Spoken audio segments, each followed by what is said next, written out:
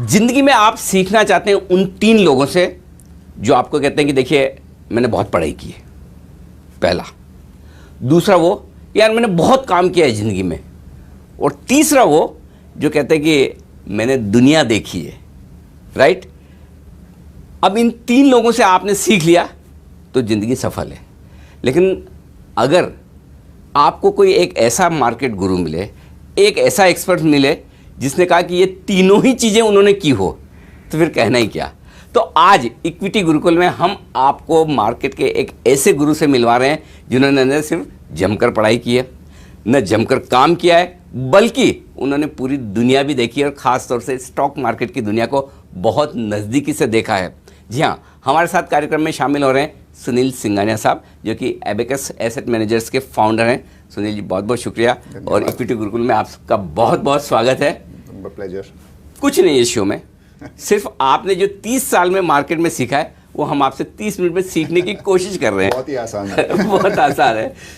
क्या सीखा है मार्केट में 30 साल में? अगर मैं आपसे पूछूं कि ऐसी क्या बड़ी लर्निंग, ऐसा क्या सीख बड़ी रही है मार्केट में? तो सबसे पहले तो ये सीखा है कि आप 30 साल मार्केट में गुजारो, 20 साल गुजारो, 10 साल गुजारो, फिर भी आप सीखते ही रहते हो। बिल्कुल। तो every day is a new learning, I think वो है। दूसरा है कि मार्केट सुप्रीम है। यहाँ कोई भी ये नहीं कह सकता है कि मैंने इसको पूरी तरह से सीख लिया है, मास्टर हो गया हूँ। हाँ, मैं मास्टर हो गया हूँ। तो हरदम कुछ ना कुछ तो ऐसा कर ही देगा जिससे आप फिर से ज़मीन पे आ जाओगे, फिर वही हम्बल शुरुआत होगी। और तीसरा ये मैंने सीखा है कि मार्केट में जो ऑप्टिमिस्टिक रहता है ना, पैसा उसी का बनता है। हाँ। जो बहुत पेसिमिस्ट रहता है, जो सोचता है दुनिया के बारे में इधर के ऐसा हो जाएगा वैसा हो जाएगा, उसका कब पैसा नहीं बनता है। वो सिर्फ वो एक अपॉर्चुनिटी ढूंढते रहता है, लेकिन वो कभी आती ही नहीं है। ऑफ एंड ऑन मैंने आपके साथ सैकड़ों इंटरव्यू कर लिए, लेकिन आपके इंटरव्यूज में से 2 बातें मुझे बहुत अच्छे से याद है और वो मैं आज गुरुकुल में चाहता हूँ हमारे दर्शक भी सीखें। पहली बात तो ये है कि मार्केट में क्या लेना है इससे ज़्यादा ज़रूरी है कि क्या नहीं लेना है। और दूसरी बात जो आपने कही वो ये है कि अगर हर चीज़ का इंतज़ार करोगे, ये भी सही हो जाए, वो भी सही हो जाए, वो भी सही हो जाए, तो आपको इंडेक्स 1 लाख का दिखेगा, राइट। तो इन दोनों चीज़ों को हमारे दर्शकों को विस्तार से बताएं। इंडिया के नंबर 1 ब्रोकर जिरोधा के साथ जुड़िए, जहां पर आपका ब्रोकरेज कुछ भी नहीं लगेगा। ब्रोकरेज लगेगा तो सिर्फ इंट्राडे ट्रेड में, वह भी सिर्फ 20 रुपये। तो दोस्तों, अकाउंट ओपनिंग की लिंक डिस्क्रिप्शन में है, जाइए लिंक पर क्लिक करके जिरोधा में अकाउंट ओपन कराइए।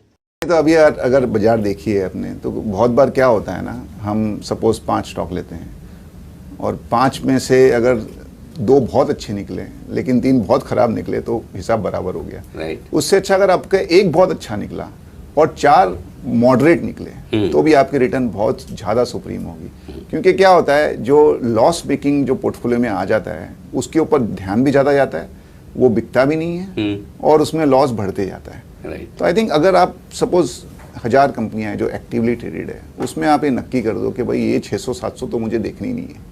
हाँ, अच्छा, ये हटा दो। हाँ। तो आप सोचिए लाइफ कितनी इजी हो गई। हाँ। और उसके बाद में you can work a lot, और जो रिटर्न है ना आपका पोर्टफोलियो में, if most of the stocks give moderate return और 1 या 2 एकदम सुपरस्टार निकले तो you would be the best performing fund. बहुत टफ है ये करना, but I think that is, क्योंकि कई बार जिन कंपनियों को आप हटाते हैं कि ये मैं देखूंगा नहीं, वही कमाई ज़्यादा होने लगती है या वही स्टॉक ज़्यादा भागने भी लगते हैं। ऐसा नहीं है। सो सी, मैं नहीं देखूंगा, दैट इज सेपरेट। तो हम भी यहाँ क्या करते हैं, एक एक्टिव पोर्टफोलियो, एक पैसिव पोर्टफोलियो। अच्छा। तो एक्टिव ट्रैकिंग जो एकदम एक्टिवली ट्रैक करते हैं। पैसिव में ऐसा नहीं है कि उसको देखना ही बंद कर दिया, बट वो पैसिव है कि इसमें से हो सकता है कि 2, 4, 10 कंपनियां का कुछ फंडामेंटल चेंज हो रहा है, कुछ आउटलुक चेंज हो रहा है, कुछ मैनेजमेंट चेंज हो रहा है, there are lot of triggers जिससे वो एक्टिव कवरेज में आ जाए। But when you make a portfolio, if you are able to avoid stocks जिसमें आपको बड़ा लॉस कभी हो सकता है, तो आप you are in very very sweet spot. आमतौर पर लोग इंतज़ार करते हैं सही समय का, सही भाव का, कि भाव से भी ज़्यादा है कि मार्केट का मूड माहौल ठीक हो जाए, ये प्रॉब्लम दूर हो जाए, ग्लोबल दूर हो जाए, लोकल दूर हो जाए, ऐसा हो जाए, वैसा हो जाए, और फिर मैं खरीदूंगा। तो क्या वो समय वाकई में आता है कि जब सब कुछ ठीक हो और बहुत सस्ता भी मिले? नहीं, तो मैं पहले बहुत बार कह चुका हूँ कि दुनिया में 202 देश हैं और हर देश में 200 फैक्टर हैं। तो अगर आप 40,000 फैक्टर का इंतजार करोगे टिक मार्क होने का, तो आपको सेंसेक्स में भी 5 लाख में लेना पड़ेगा। तो ऐसा कभी हो ही नहीं सकता है कि सब फैक्टर्स आपके टिक हो। एट द सेम टाइम आपको एक थोड़ा तो ट्रैक करना पड़ेगा। ऐसा नहीं है कि आप पूरा इग्नोर कर दो कि जब कोरोना वायरस है, ठीक है, इट्स अ इशू कितना बड़ा हो सकता है, कितनी जल्दी सेटल हो सकता है, दैट आप एस्टिमेट ही कर सकते हो पास्ट को देख के और ट्रैक करके। तो ऐसा नहीं है कि आप उसको नज़रअंदाज कर दोगे, लेकिन उसके बेसिस पे, खाली एक फैक्टर के बेसिस पे अगर आपने मंदी का ध्यान बिठा लिया तो फिर आप मिस कर जाओगे। तो आई थिंक जो तेजी मंदी आती है, it's a combination of factors. खाली एक फैक्टर के वजह से ना बड़ी तेजी आएगी ना बड़ी मंदी आएगी। जैसे बजट होता है, बजट इज एन इवेंट, एक खाली बजट के बेसिस पे अगर आपने शेयर ले लिए है, शेयर बेच दिए, तो हानिकारक होगा पोर्टफोलियो के लिए। I think it's a combination of factors. और दूसरा क्या है, equity is about taking risk. अगर आप रिस्क ही नहीं लेना चाहोगे तो आपको इक्विटी रिटर्न कैसे मिलेगा? फिर तो आपको गवर्नमेंट ऑफ इंडिया की जो सिक्योरिटी है 6-7% उससे खुश रहना चाहिए, बिकॉज थोड़ा बहुत तो आपको रिस्क लेना पड़ेगा। और वो risk is based on your assessment of the factors which are playing out and the fundamentals. See, ultimately अगर आपने इंडिया का देखा होगा लास्ट 20-25 साल में इतने फैक्टर्स इम्पैक्ट किए हैं, नेगेटिव की बात कर रहा हूँ मैं, और नेगेटिव हम ज़्यादा बात करते हैं, पॉजिटिव की तो बात ही नहीं करते हैं, बट फिर भी रिटर्न तो अच्छे बने हैं ना। सही है। तो जो इक्विटी में उसी का पैसा बनेगा जो ऑप्टिमिस्टिक हो। पॉजिटिव थिंकिंग बहुत जरूरी है। पॉजिटिव थिंकिंग जरूरी है। ये जो सोचेगा ना कि कल आज से बेहतर होगा, वो इक्विटी में पैसा लगाएगा और उसका ही पैसा बनेगा। जिसको लगेगा कि कल आज से खराब होगा, वो इक्विटी में पैसा लगाएगा ही नहीं, और वो 25 साल से नहीं लगा रहा है, और हम देख रहे हैं कि क्या हुआ है 25 साल में। यही लग रहा है कि देश दुनिया डूबने वाली है, बर्बाद होने वाले, तो फिर पैसा लगाने लगेगा बिल्कुल। और फिर तो शायद हो सकता है कि खर्चा कर दो एफडी में भी सेफ रहे पता नहीं। लेकिन एक चीज़ है, क्योंकि आपने 75,000 करोड़ से ज़्यादा का इक्विटी पोर्टफोलियो कई सालों तक मैनेज किया है म्यूचुअल फंड्स का, अभी आपका खुद का पीएमएस बड़ा ज़बरदस्त जोरों से चल रहा है। मैं थोड़ा आपकी जो फंड मैनेजमेंट की स्टाइल है वो चाहता हूँ कि दर्शकों को समझ में आए। आमतौर पर मैं भी और हमारे सारे दर्शक जो म्यूचुअल फंड्स में पैसा लगाते हैं या आप जैसे पीएमएस में पैसा लगाते हैं, ये उम्मीद करते हैं कि आप मार्केट से ज़्यादा थोड़ा रिटर्न उन्हें बना कर दें। तो ये थोड़ा ज़्यादा रिटर्न बनाना आपकी जिम्मेदारी भी है और आपकी परफॉर्मेंस भी, राइट? ये आप कैसे करते हैं? सर्वाइवल भी है। सर्वाइवल भी है बिल्कुल। तो देखो, एक रहता है कि ऐसी कंपनियां खरीदें जो ओवरऑल बास्केट से ज़्यादा ग्रो हो और जिसमें प्रॉफिट ग्रोथ ज़्यादा हो, और प्रॉफिट ग्रोथ ज़्यादा होगी तो अल्टीमेटली रिटर्न भी ज़्यादा होगा। एक थोड़ा सा बाय नेचर मैं थोड़ा कंजर्वेटिव हूँ, तो थोड़ा जब भी whenever even I look at growth, valuation पे मेरा साथ में चाहिए ज़्यादा रहता है। बिकॉज अल्टीमेटली जो सिखाया गया है वो सिखाया क्या है, और जो प्रैक्टिकल भी सीखा है कि आप इक्विटी में जब इन्वेस्ट कर रहे हो तो आप वो कंपनी में पार्टनर बन गए। That is what equity investment is all about. तो अगर पूरी की पूरी कंपनी अगर आपको कोई बेचने को आए और इतनी वैल्यू है कि आपको उसमें पूरी कंपनी खरीदने में फ़ायदा लगे, तो ही तो आप इक्विटी इन्वेस्टमेंट करना चाहिए। लॉट ऑफ टाइम एक बोलते हैं ना, एक थोड़ा सा एक यूफोरिया हो जाता है, थोड़ा ओवर वैल्यूएशन हो जाता है, सेक्टर में कोई चाम है, कंपनी की ग्रोथ आ रही है, 2 साल 30-40% ग्रोथ किया तो हम उसको एक्स्ट्रापोलेट कर देते हैं कि 10 साल तक 30-40% ग्रोथ कर सकती है, जो बहुत कम कंपनियां कर पाती है। उसके बेसिस पे एक ओवर वैल्यूएशन का एक बोलते हैं ना एक यूफोरिया बन जाता है। आई थिंक वो अवॉइड करना लॉन्ग टर्म में हरदम फायदेमंद रहता है। बट नियर टर्म में हो सकता है कि वो शेयर चलते जाएं, because ultimately there is a greater fools theory also कि आपका पैसा तभी भी बन सकता है कि अगर आपसे और कोई दूसरा ऊंचे में खरीद के ले जाए। तो मैं ये नहीं कहता हूं कि पीपल आर और इन्वेस्टर्स आर फूल्स, बट एक वैल्यूएशन को तो आपको मद्देनजर रखना ही पड़ता है, और अल्टीमेटली लॉन्ग टर्म में वो फायदा रहता ही है। जैसे अभी हमने नोट निकाली थी क्वालिटी पे, कि क्वालिटी में हमको लगता है कि एक बबल है, तो आज कोई कंपनी अगर 80-90 पी पे ट्रेड हो रही है, तो unless that company is growing at 30-40%, आप वो 90 पी या 80 पी जस्टिफाई नहीं कर सकते हो। अगर कोई कंपनी 4%, 5% वॉल्यूम ग्रोथ कर रही है, तो कितना वो एफिशिएंसी से प्रॉफिट ग्रोथ करेगी? अल्टीमेटली एक लेवल पे जाके उसका एफिशिएंसी बंद हो जाएगी और प्रॉफिट ग्रोथ भी वॉल्यूम ग्रोथ में ही रह जाएगी। तो लॉन्ग टर्म में it will make lot of sense. So I think एक जो है ना, staying calm in a volatile market, it is very important. दूसरा जो आपकी स्ट्रेंथ है, you should not deviate from that. तो अगर आपकी स्ट्रेंथ है थोड़ा कंजर्वेटिवली काम करने की, थोड़ा ग्रोथ में भी वैल्यू देखने की, तो you should stick to that. There are some investors जो मोमेंटम बहुत अच्छा खेलते हैं, they should stick to that. There are some investors जो है वो पर्टिकुलर स्टाइल के, भाई मैं तो खाली 50 पी के स्टॉक लूंगा, ठीक है, उनका भी दौर आता है, they should stick to that. तो आई थिंक तो आपको अपने आप को पहचानना है कि आप 2020 प्लेयर है, वनडे प्लेयर या टेस्ट मैच वाले? मैं तो बोलूंगा कि we are test match players and we are opportunistic investors. तो हम अगर वैल्यू दिखती है तो वैल्यू में भी काम करते हैं। ये एक मिनट ये शब्द नया सुना है मैंने, अपॉर्चुनिस्टिक इन्वेस्टर, ये क्या है? देखो, तो India is a large country. India में काफ़ी सेक्टर्स ऐसे हैं जो बहुत फास्ट ग्रोइंग है, जिसमें हाई ग्रोथ है। आप वो सेक्टर्स को इग्नोर नहीं कर सकते हो, बट उसमें भी जैसे मैंने कहा, you know, if you are paying 50 P, तो that P has to be justified कि भाई फ्यूचर में इतना ग्रोथ आएगा। जैसे हमारा एक कॉल था, यदि आप लोग बाजार में ट्रेडिंग या निवेश करते हैं और अभी भी ब्रोकरेज के नाम पर अपनी हजारों रुपए बर्बाद कर रहे हैं, तो अब बदलिए और देश के सबसे अच्छे, बड़े और सबसे भरोसेमंद ब्रोकर जिरोधा के साथ जुड़िए, जहां पर आपका ब्रोकरेज कुछ भी नहीं लगेगा।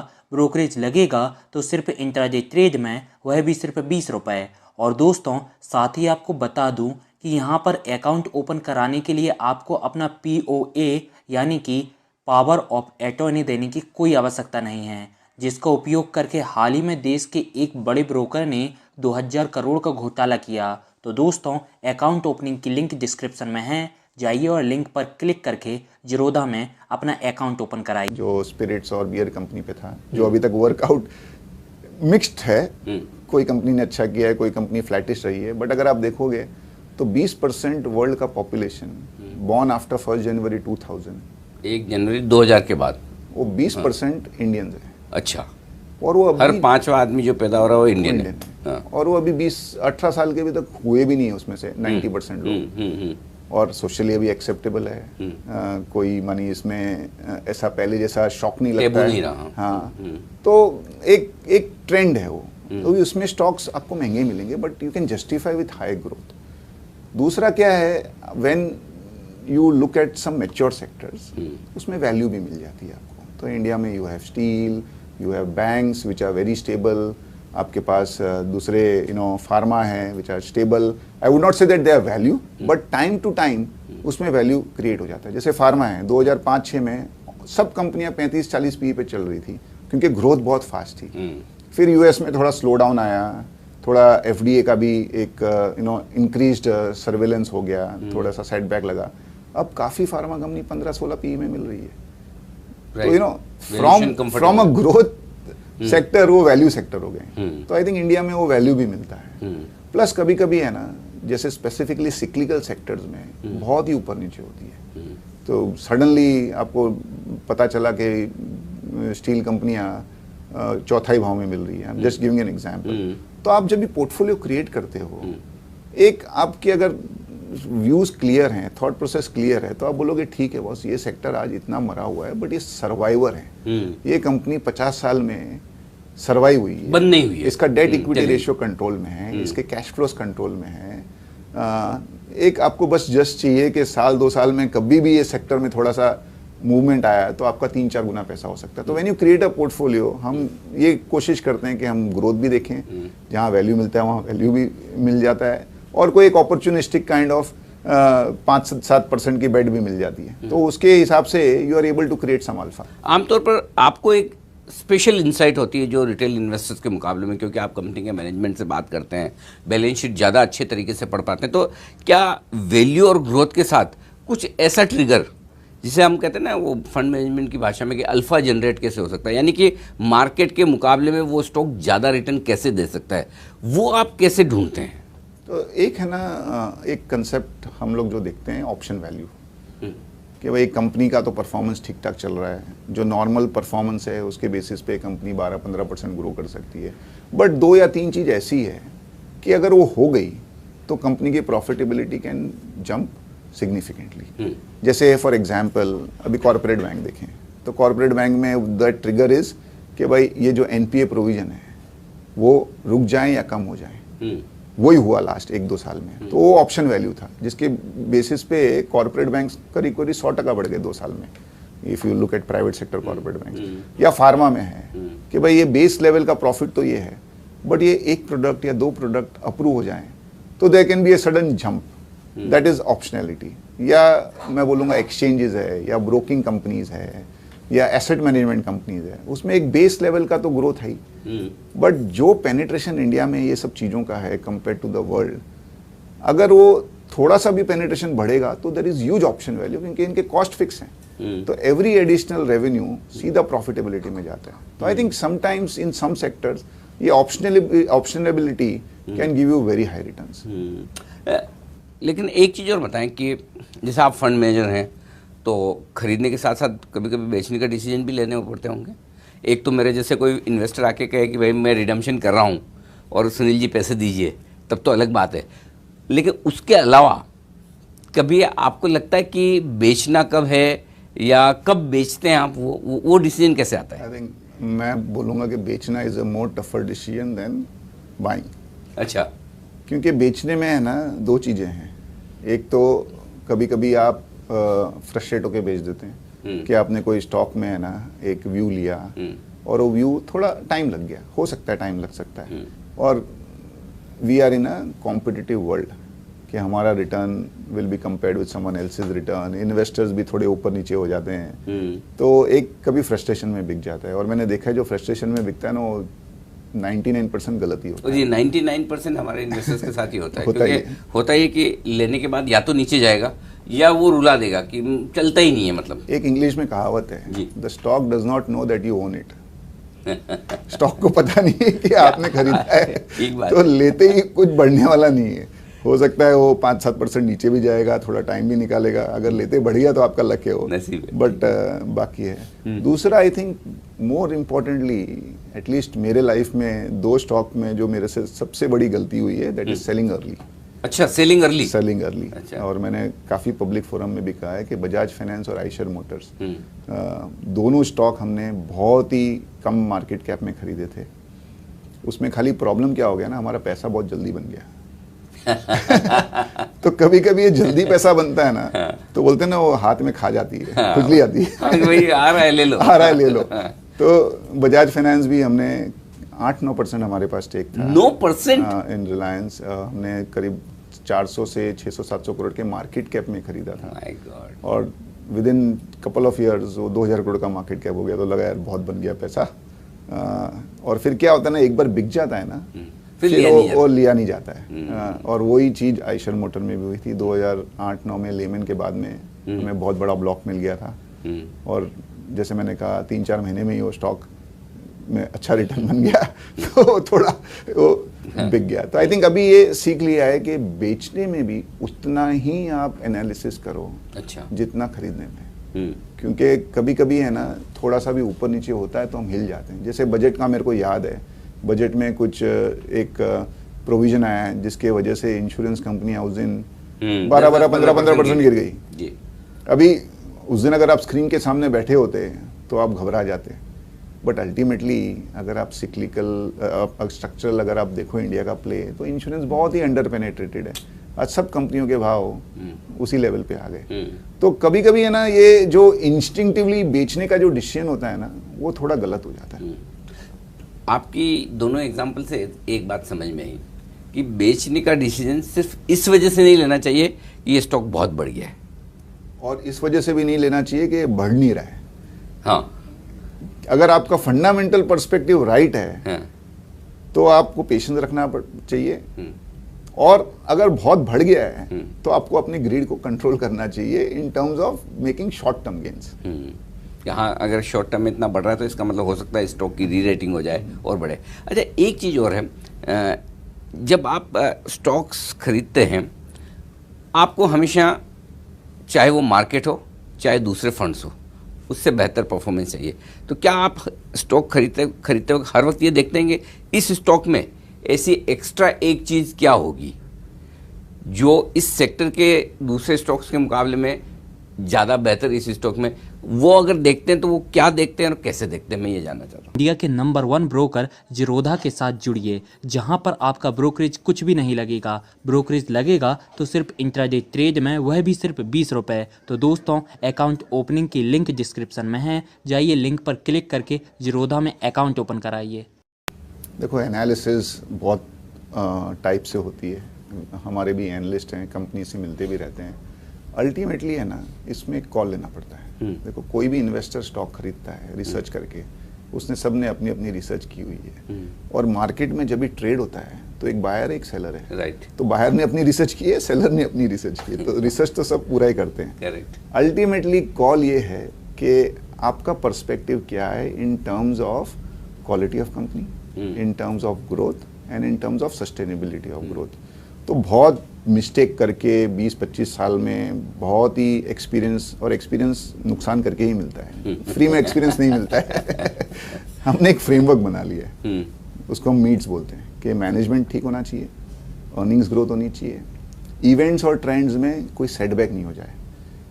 क्योंकि आजकल क्या है, पहले वो बोलते हैं ना, fill it forget it shut it, 50 साल तक आजकल नहीं कर सकते, because trends are changing so dramatically. भूल नहीं सकते, लेकिन अगर इलेक्ट्रिक व्हीकल आ गई तो ये सब इंजन बनाने वाली कंपनियां और कार्बोरेटर बनाने वाली कंपनियां सब बंद हो जाएगी। तो you have to be aware of that. Newspaper आप देख लीजिए, न्यूज़पेपर के स्टॉक, फिर टाइमिंग, आप मार्केट टाइम नहीं कर सकते हो, बट कंपनीज में अगर आप पेशेंस रखो ना कुछ न्यूज़ आती है जिसकी वजह से आपको ऊपर नीचे करके है ना अपने भाव में शेयर मिल जाते हैं। जैसे अगर आपने इंश्योरेंस मिस कर दिया था तो बजट में आपको 10% सब नीचे मिल गए, या कोई यूएस एफडीए का इशू आ गया, दिवीज था फॉर एग्जांपल, 600 रुपया हो गया था, आज 2100 हो गया 3 साल के अंदर अंदर।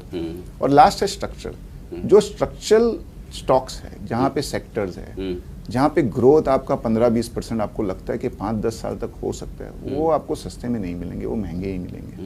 तो एक ये फ्रेमवर्क बना लिया है, आई थिंक वो फ्रेमवर्क पे चलते हैं तो हो सकता है कि 10 में से हम 9 मिस्टेक अवॉइड कर सकें।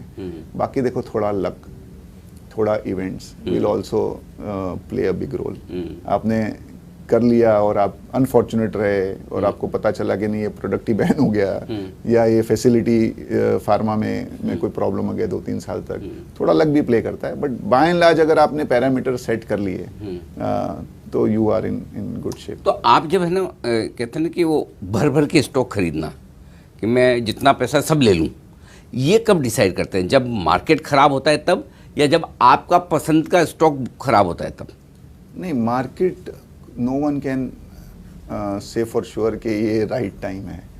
तो फर्क पड़ता है, कभी अपॉर्चुनिटी मिल जाती है। जैसे मेरे को याद है 2018 में जस्ट आफ्टर ILFS हुआ तो बहुत बड़ी अपॉर्चुनिटी मिली अक्टूबर में सबको शेयर खरीदने को। अभी 2-3 महीने पहले markets were really weak, but वो अपॉर्चुनिटी आप कब एक्सप्लॉइट कर सकते हो? If you are a trader.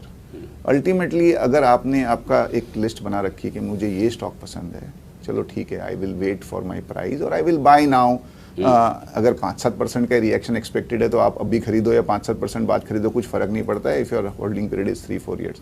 But ultimately you have to invest, one when you have funds to invest, and second is when you are pretty confident कि भाई कोई बड़ा क्रैश नहीं दिखता है उसमें। तो आई थिंक टाइमिंग से मैंने देखा है ज़्यादा फर्क नहीं पड़ता है। तो आखिर में सुनील जी, आपकी तरफ से गुरु मंत्र हमारे सारे वो इन्वेस्टर्स, जो व्यूअर्स, जो आमतौर पर रिटेल इन्वेस्टर्स हैं, बाजार से कैसे अपनी वेल्थ बनाएं? देखो, बहुत क्लियर है कि विनर्स को मत बेचिए और लूजर्स को मत रखिए। एक कमेंट है बहुत ही अच्छे एनालिस्ट मनी फंड मैनेजर का, उन्होंने कहा है कि भाई selling your winners and holding on to your losers is like cutting your roses and watering your weeds. तो रिटेल इन्वेस्टर्स के भी वही कहूँगा कि जस्ट बिकॉज स्टॉक का भाव बढ़ गया आप बेच दोगे, और भाव घट गया है तो आप बोलोगे नहीं मैं लॉस में नहीं बेचूंगा, that is full of risk. दूसरा, अगर आप ऑप्टिमिस्टिक हो और कॉन्फिडेंट हो, जो हम हैं, हमें लगता है भाई इंडिया 5 ट्रिलियन 7 ट्रिलियन आगे पीछे हो ही जाएगा, थोड़े बहुत स्पीड ब्रेकर्स आएंगे, बट अगर आप ये व्यू रखते हो तो आपका इक्विटी में 100% पैसा बनेगा। थोड़ा उसको समय दीजिए, थोड़ा सोच समझकर थोड़े अच्छे स्टॉक्स का पोर्टफोलियो बनाएं और भरोसे वाले स्टॉक्स में बने रहें। मजबूत क्वालिटी के शेयरों के साथ छेड़छाड़ न करें और कमज़ोर क्वालिटी वाले शेयरों को बहुत लंबे समय तक पोर्टफोलियो में न रखें। ये सीख मिली है आज आपको इक्विटी गुरुकुल में सुनील सिंघानिया साहब की तरफ से। सुनील जी बहुत बहुत शुक्रिया हमारे लिए वक्त निकालने के लिए। धन्यवाद। धन्यवाद। यदि आप लोग बाजार में ट्रेडिंग या निवेश करते हैं और अभी भी ब्रोकरेज के नाम पर अपनी हज़ारों रुपए बर्बाद कर रहे हैं तो अब बदलिए और देश के सबसे अच्छे, बड़े और सबसे भरोसेमंद ब्रोकर जिरोधा के साथ जुड़िए, जहां पर आपका ब्रोकरेज कुछ भी नहीं लगेगा। ब्रोकरेज लगेगा तो सिर्फ इंट्राडे ट्रेड में, वह भी सिर्फ 20 रुपये। और दोस्तों साथ ही आपको बता दूं कि यहाँ पर अकाउंट ओपन कराने के लिए आपको अपना POA यानी कि पावर ऑफ अटॉर्नी देने की कोई आवश्यकता नहीं है, जिसका उपयोग करके हाल ही में देश के एक बड़े ब्रोकर ने 2000 करोड़ का घोटाला किया। तो दोस्तों अकाउंट ओपनिंग की लिंक डिस्क्रिप्शन में है, जाइए और लिंक पर क्लिक करके जिरोधा में अपना अकाउंट ओपन कराइए।